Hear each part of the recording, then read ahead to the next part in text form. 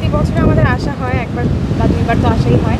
কিন্তু অন্যান্য সময় সবসময় গরম দেখছি, সাধারণ ঢেউ দেখছি, বাট এবার দেখা যাচ্ছে যে অনেক উত্তাল ঢেউটা, অনেকখানি উপরে চলে আসছে, কিন্তু অন্যরকম সুন্দর। কক্সবাজার আসলে সবসময় সুন্দর, আমাদের সবসময় পছন্দের। প্রতি মৌসুমে হয়তো এক একবার এক এক রকম সুন্দর লাগে। আজকে এবার প্রথমবার ঘূর্ণিঝড় দেখতে পাচ্ছি, তো অন্যরকম সুন্দর লাগছে আর কি। মানে কেমন লাগছে এই যে সাগরের বড় গর্জনগুলো দেখে? হ্যাঁ, সবসময়ের মতো এবারও ভালো লাগছে, প্রতিবার এক একবার এক এক রকম সুন্দর লাগে। এইরকম ঘূর্ণিঝড় দেখতে পারছি, আমরা তো আসলে ভাবি নাই এই সময় যে ঘূর্ণিঝড় হবে। যখন আমরা প্ল্যান করছি, বুকিং করছি, তখন তো এরকম কোনো পূর্বাভাস ছিল না। তো এবার আসার আগে চিন্তা করতেছিলাম যে কোনো বিপদে পড়ি নাকি বা কেমন ওয়েদার হবে কে জানে, কিন্তু আসার পর আলহামদুলিল্লাহ অনেক ভালো লাগতেছে।